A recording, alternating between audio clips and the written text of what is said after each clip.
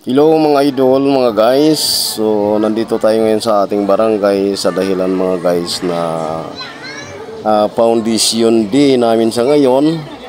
So kaninang umaga ay nagpaparada ang sinasakupan ng ating barangay simula sa mga BHW, mga purok president, mga barangay tanod, mga kung anong departamento na sa loob ng ating barangay mga guys, kasama na ang ating mga kagawad dyan, mga barangay kagawad at ng kung ano-anong mga lupon, lahat ng mga departamento sa barangay mga guys nagpaparada kanina, kaso nga lang hindi natin naabutan sa dahilan na huli tayo, no? Nahuli tayo at kasama dyan ang mga estudyante simula kinder, daycare, grade 1 elementary hanggang sa grade 7 hanggang grade 12, no mga guys, no? Kasi nga araw ngayon ng DepEd, no?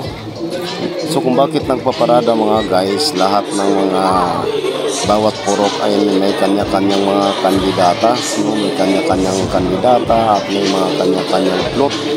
So kaya nga nagpaparada kanina sa dahilan na mamayang gabi yata, kung hindi ako magkakamali, ang alam ko lang mukhang search yata ang papalabas mamayang gabi mga guys, no mga idol. Kaya nga tayo ay nasa labas pa at aksyon na tayo magpasok dito at nakikita naman natin, natapansin natin na may barangay police na sa gitna katayo at nagbabantay at nag-a-arrange ng mga estudyante na labas-pasok ang kanilang ginagawa.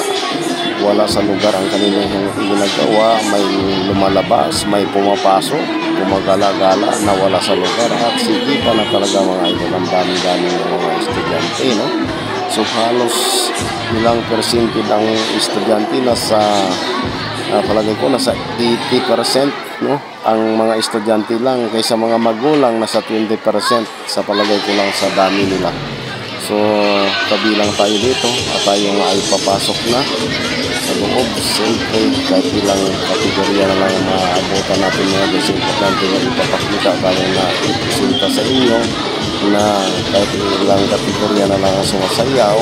So pero ang alam ko yata nasa ito, mga grade 7 or grade 8 ang sumasayaw, medyo may o di kaya grade 12, no? Hindi naman pwede natin isa-isahin at magtanong-tanong pa tayo kung anong mga kategorya ang sumasayaw ngayon. So basta importante makapag-video tayo at makapagkita sa inyo kahit pa paano mga guys, no?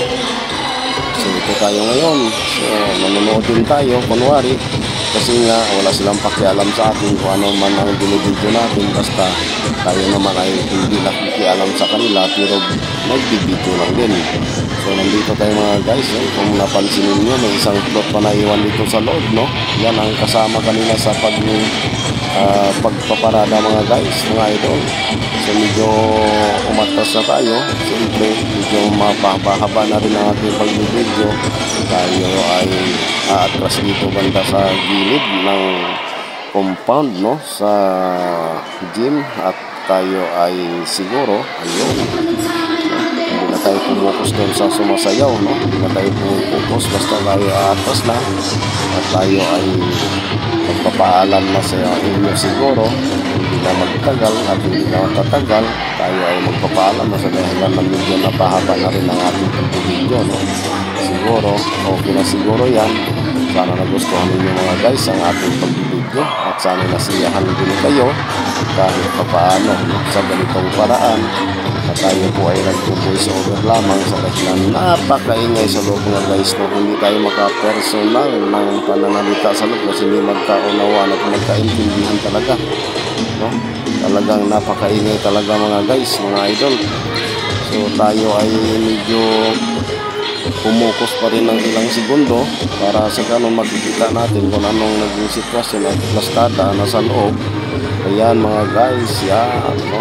Pero napaatras na tayo dyan mga idol, medyo umatras na tayo sa dahilan na hindi na rin tayo tatagal at tayo magpapasamantalang magpapaalam sa inyo. So thank you so much sa inyong panonood, sa inasiyahan kayo at ingat-ingat ang bawat isa. Ayan, thank you so much. Muli, bye-bye. Bye!